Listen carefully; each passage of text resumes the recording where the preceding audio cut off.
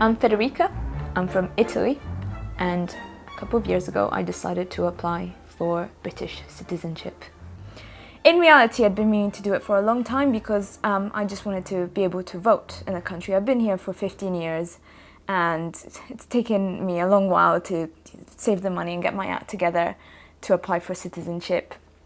But 2 years ago, I just thought, it's now or never, and that's when I started.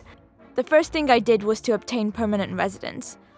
I sourced 2 forms of evidence to prove that I worked in the UK, and then 2 more to prove that I lived here, and I did this for each year. In total, I provided 5 years of evidence. That's all you need. In truth, I've been living here for many more years. And then within a year of obtaining this, you can apply for citizenship. And as it turns out, I had thrown away loads of stuff that would have been really useful.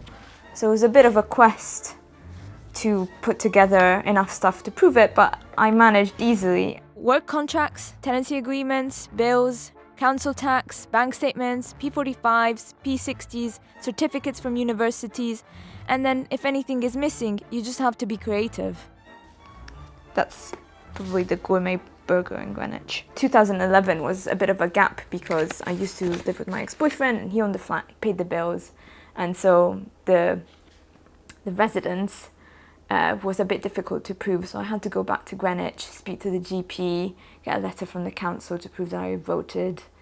And at one point I remember thinking that actually my cat was better, had more evidence, more documents to prove its residence because she'd been registered at the same vet since 2009 and had gone there twice a year.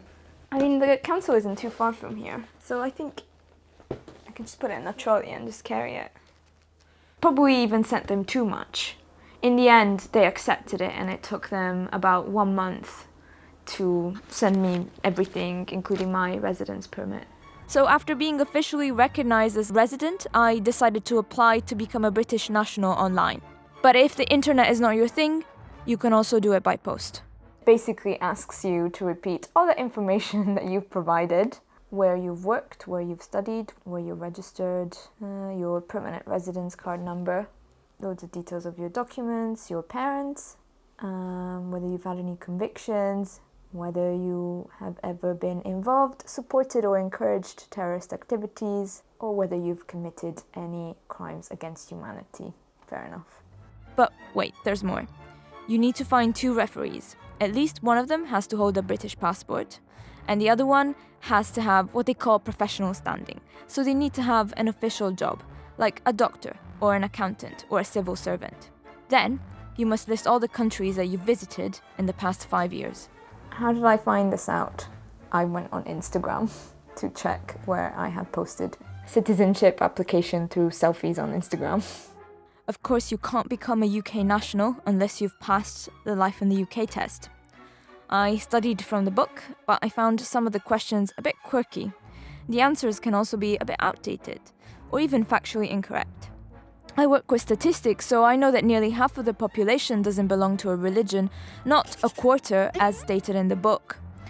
Or that it's not true to say that 10% of the population has at least one grandparent born abroad.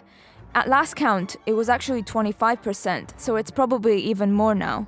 I obviously know that a quintessential trait of a Brit is to laugh at themselves rather than have fish and chips every lunchtime. Okay, so it's been a couple of months, maybe more than a couple, but I finally plucked up the courage to pay for my citizenship. And it cost me £1,350 because it includes the cost of the ceremony, even though I haven't actually been accepted yet for citizenship. So, the next step is to book an appointment at this UK visa and citizenship application services because recently they've changed it. Previously you used to be able to go to your local council and have all your documents checked. Now I have to go to one of these places, so let's see where they are. So interestingly and conveniently, there's a couple of places that are reasonably close to me, so I could just pop out on my lunch break, I guess. Unfortunately, the places that are close to me actually are classed as premium lounges or VIP services and therefore cost £260 to book. I'm not prepared to spend that amount of money now. The alternative is to go to Croydon, the core service point, and that's actually free. When you go to the appointment, It's a bit like when you're checking out a flight on Ryanair and they add all these extra services. So you can also have your documents translated, or you can have an interpreter in case you don't speak English, which is a bit odd considering that one of the key requirements for citizenship is to be able to speak English. Now I have to upload my documents online and then head to Croydon, which I don't often go to.